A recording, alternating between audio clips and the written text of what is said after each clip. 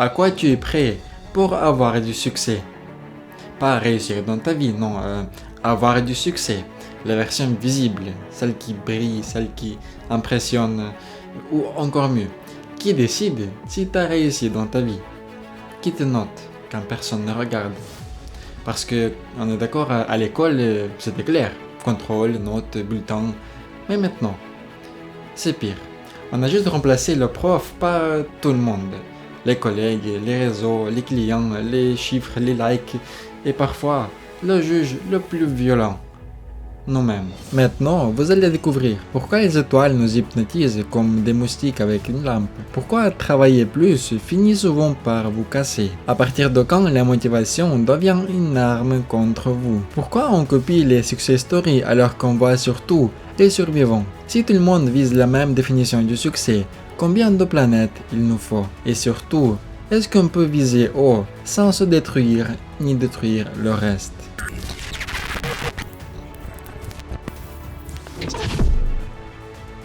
Allez, on remonte à l'origine. Pourquoi on aime autant être noté?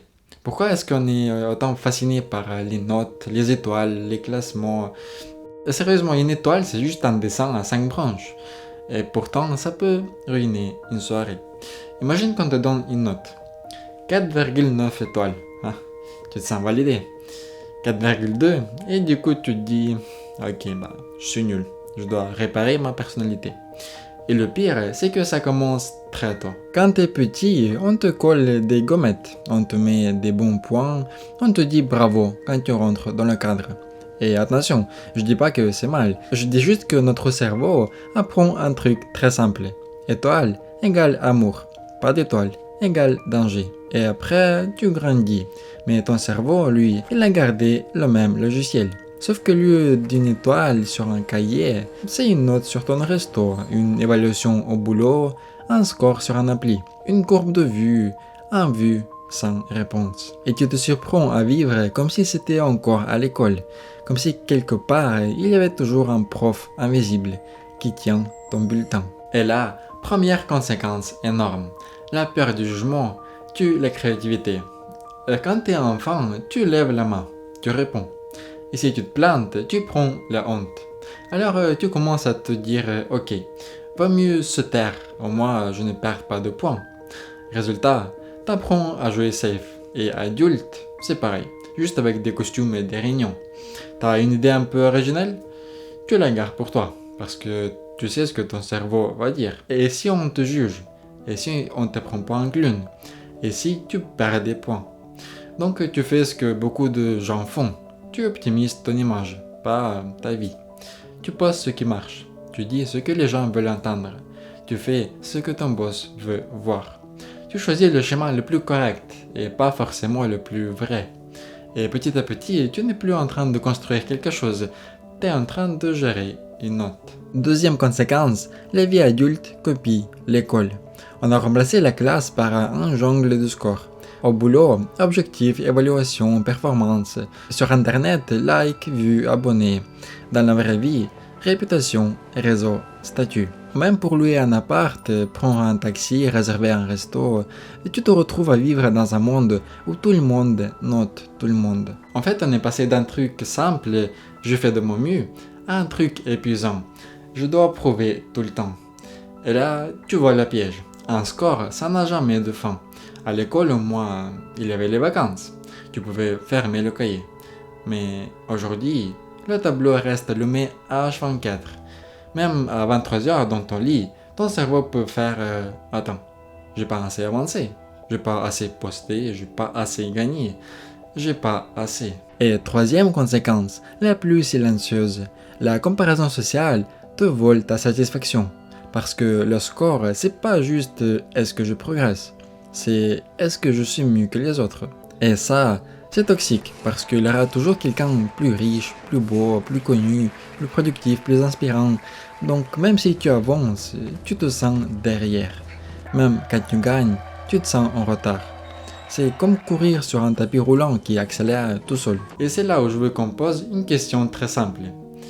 Est-ce que tu veux une vie où ton bonheur dépend du fait d'être au-dessus de quelqu'un? Parce que si c'est vrai, j'ai une mauvaise nouvelle. tu vas devoir courir toute ta vie. Alors qu'il existe une autre logique. Pas plus, mais assez. Pas comment je fais pour être premier, mais comment je fais pour que ma vie soit stable, saine et que je respire. Et c'est là que ça devient intéressant parce que à partir du moment où tu vis pour des étoiles, devine quoi? Tu te mets à faire ce que le système adore. Travailler plus, toujours plus, sans s'arrêter. Sauf que ça ne suffit jamais. Pourquoi plus de travail ne remplit jamais le trou? Et pourquoi le score, lui, ne dort jamais? Alors qu'il existe une autre logique. En Suède, ils ont un mot pour ça. La gomme. Ça veut dire un truc tout bête. Pas trop peu. Juste ce qu'il faut. Et c'est un peu la version scandinave de boucle d'or. Pas de porridge brûlant, pas de porridge glacé. Celui qui pile bien. Et ce mot, il fait du bien parce qu'il casse un mensonge moderne. L'idée que plus égale mieux. Non, parfois plus, c'est juste plus de pression, plus de fatigue, plus de peur, alors que la gomme, c'est une autre question. C'est quoi la bonne dose pour moi pour tenir longtemps sans me cramer? Ok, on aime les étoiles. Maintenant, la vraie question, c'est pourquoi on travaille sans fin pour les mériter? Parce que le problème, c'est pas seulement les notes. Le problème, c'est que le score ne dort jamais. Avant, tu finissais ta journée et tu dépointais. Ouais. Tu sortais de l'usine, du bureau, et c'était fini, terminé, rideau. Aujourd'hui, tu sors du boulot, mais le boulot, lui, ne sort jamais de toi. Il est dans ta poche. Il vibre, il clignote, il t'appelle par ton prénom. Et c'est pas une impression. En Europe, plus de 8 travailleurs sur 10 reçoivent des messages du travail en dehors des horaires. Et le pire, c'est que la plupart se sont obligés de répondre. Pas forcément parce que c'est urgent, mais parce que ça fait bien. Parce qu'on sait jamais. Parce que si je réponds pas, je vais passer pour qui? Donc tu commences à vivre dans un truc bizarre. T'es physiquement en train de reposer, mais mentalement, t'es encore en service. Et là, grosse piège. On confond deux choses. Être occupé, ce n'est pas avancer. Être occupé, c'est facile. Tu réponds à des mails, tu sautes de notif en notif, tu fais des réunions, tu bouges partout, tu as l'impression d'être utile. Avancer, c'est plus rare. C'est quand tu fais un truc qui change vraiment quelque chose. Un vrai travail de fond. Un truc qui demande du calme, du temps, de la tête disponible. Sauf que dans une journée moderne, on fait souvent l'inverse. On répond à des mails à minuit, on enchaîne des réunions inutiles, on reste dans la course juste pour ne pas prendre de retard. Et à la fin, tu n'es pas fier, tu es juste vide. Et le coût, il est très concret. Tu payes en sommeil, en santé, en patience, en relation. Et là, je te donne une image simple. Tu ne peux pas demander à une voiture de rouler plus vite en enlevant l'huile de moteur. Ton corps, c'est pareil. Si tu tires dessus trop longtemps, il finit par dire ok, maintenant c'est moi qui décide. Et quand tu dépasses certaines limites, ça devient même dangereux. Travailler régulièrement au-delà de 55 heures par semaine augmente les risques de problèmes cardiaques et d'AVC, selon l'OMS. Donc la question à quoi vous êtes prête pour avoir du succès, elle devient très littérale. Vous êtes prête à sacrifier quoi? Votre sommeil, votre santé, votre couple, temps, cerveau. Et le pire, c'est que ça ne vient pas de la paresse ou d'un manque de motivation. Ça vient d'un cercle vicieux. Tu cours après un score. Argent, performance, statut, étoile. Tu te compares. Tu vois quelqu'un qui fait plus. Donc tu te sens en dessous. Pour rattraper, tu te mets à travailler encore plus. Et ce cycle se renforce. Parce que le score est infini. Il y a toujours un niveau au-dessus, toujours un mieux, toujours un plus. C'est littéralement un jeu vidéo, sauf que la barre de vie, c'est la tienne. Et maintenant, mini-test. Vraiment, tu peux le faire là tout de suite. Imagine que tu veux lire un paragraphe important. Un truc simple, 10 lignes. Et pendant que tu lis, ton téléphone vibre. Encore. Tu vois le problème? Même si tu ne réponds pas, ton cerveau a déjà perdu une partie de sa motivation. T'es là, mais pas vraiment. Voilà pourquoi plus de travail ne suffit jamais. Parce que tu n'ajoutes pas juste des heures. Tu ajoutes surtout de la fragmentation, de la pression et du bruit mental. Et là, on arrive à un truc très contre-intuitif. Et si plus de motivation pouvait empirer les choses? Parce qu'on nous a vendu une formule magique. Plus tu pousses fort, plus tu gagnes. Sauf que c'est vrai, jusqu'à un point. Après, ça casse. On croit que plus de pression égale plus de performance. Mais en réalité, passer à un seuil, plus de pression égale plus d'erreurs, plus d'angoisse, plus de fatigue. Et au final, moins de résultats. Je te fais en version ultra simple. Pas assez de stress, tu procrastines, tu t'en fous, tu t'endors. Un peu de stress, tu te mets en mouvement, t'es alerté, tu fais le job. Trop de stress, tu perds tes moyens, tu bloques, tu paniques, tu fais n'importe quoi. C'est la logique du U inversé. La performance monte, puis redescend, quand le stress devient trop fort. Et là, imagine, c'est comme un élastique. Trop lâche, tu tires et ça bouge pas. Trop tendu, tu tires et ça casse. Ouais. Donc la vraie question, c'est pas comment je me mets plus de pression. La vraie question, c'est quoi mon seuil? La zone où je suis performant, ça me détruire. Et pourtant, on va de l'inverse. Grind 24 heures sur 7, dors 4 heures, soigne machine. Sauf que ça marche pour certains. Et pas pour les raisons que tu crois. Mais pourquoi les success stories nous trompent? Et pourquoi on limite surtout les survivants? Pourquoi ça marche pour certains? Parce qu'on regarde les mauvais échantillons. On regarde ceux qui ont réussi. Et on oublie tous ceux qui ont essayé pareil et qui se sont crachés en silence. Ça porte un nom, le biais du survivant, et c'est un piège mental ultra classique. Je te raconte l'exemple le plus parlant de l'histoire. Pendant la Seconde Guerre mondiale, l'armée américaine récupère des bombardiers qui reviennent des missions. Ils l'ont criblé d'impact, plein de trous dans les ailes, le fuselage et certaines zones presque intactes. L'idée logique, c'est ok, on renforce là où il y a plus de trous. Et là, un statisticien, Abraham Wald, arrive et dit non. C'est à l'inverse. Parce que les avions que vous voyez là, ce sont les survivants. Donc leur trou te raconte une histoire très précise. On a été touché ici et on a quand même survécu. Mais les zones sans trou, elles racontent l'histoire des avions que tu ne vois pas. Ceux qui ont été touchés là et qui ne sont jamais revenus. Donc en fait, les endroits propres, ce sont les endroits les plus dangereux. Et Wald dit, renforcer les parties sans impact. Tu vois le parallèle avec les success stories? Nous, on regarde les gens qui reviennent des missions.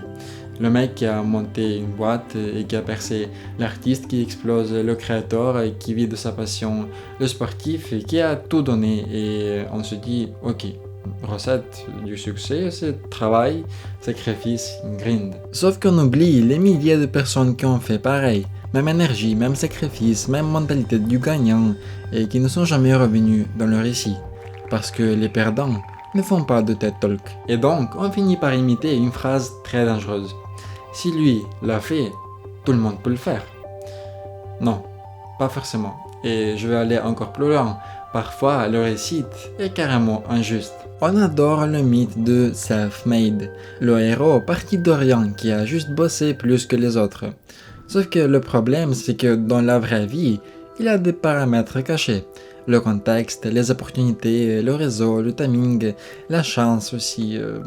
Et là, on touche à un autre mythe ultra populaire. La règle des 10 000 heures. Ouais, l'idée, si tu travailles assez longtemps, tu deviens forcément excellent. Alors oui, travailler compte, évidemment, mais croire que ça explique tout, c'est faux. Une grosse méta-analyse sur la pratique délibérée a mesuré combien l'entraînement explique la performance selon les domaines. Environ 26% pour les jeux, échecs, etc. 21% en musique, 18% en sport, 4% dans l'éducation et moins de 1% dans les professions de carrière. Même si tu t'entraînes comme un malade, il reste une énorme partie du résultat qui dépend d'autre chose. Donc quand tu copies une success story, tu copies souvent les trous sur les ailes. Mais tu ne vois pas les zones sans trous, les coups de chance, les aides invisibles, l'environnement favorable, les connexions, le bon moment, le bon marché. Le succès, ce n'est pas juste une échelle, c'est une course traquée.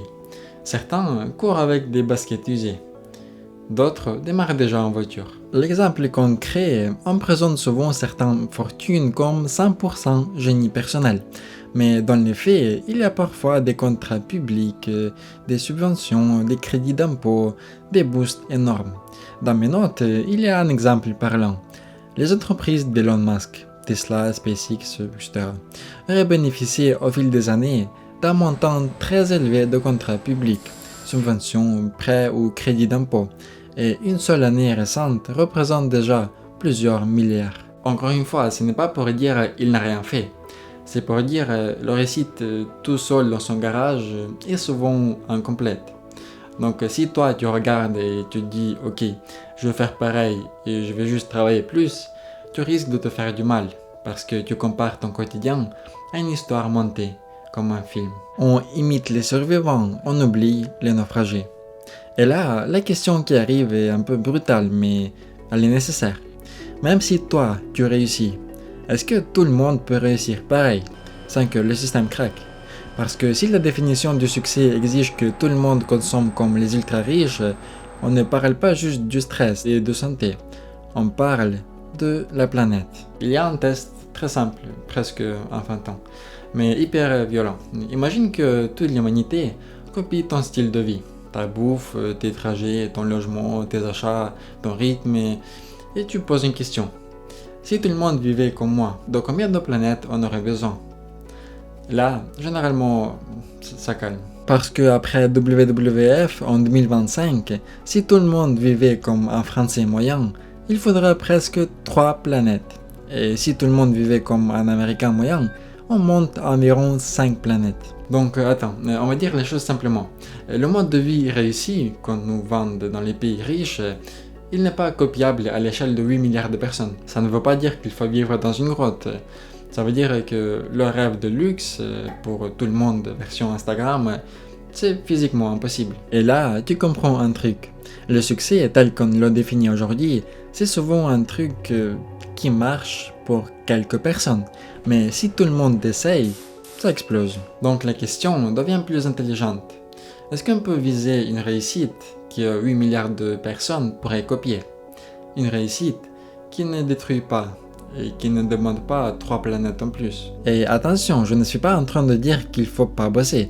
Évidemment que si, travailler, c'est ce qui te fait avancer. C'est ce qui te donne des compétences, de l'argent, une fierté, une direction. Le problème, c'est pas le travail. Le problème, c'est quand ça devient un trou sans fond. Quand encore un effort devient une religion. Quand tu n'avances plus vers quelque chose, tu fuis juste l'idée d'être pas assez. Parce que au fond, la vraie poison, c'est ce mot-là, assez.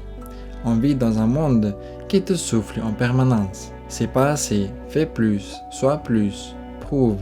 Alors qu'en vrai, il n'y a pas un assez, il y a ton assez. Pour certains, assez c'est la sécurité. Pour d'autres, c'est la liberté. Pour d'autres encore, assez créer, bâtir, laisser une trace. Et pour d'autres, c'est juste dormir tranquille sans boule au ventre. Et ça, personne ne peut le définir à ta place. Et la vraie maturité, c'est pas de faire toujours plus, c'est de savoir quand t'arrêter, parce que t'as atteint ton point d'équilibre. Donc oui, bosse, avance, donne-toi, mais choisis ton assez. Et surtout, n'oublie pas, le assez des autres, c'est pas un modèle, c'est juste leur vie. Et comme toujours, entraîne ton cerveau, et à la prochaine.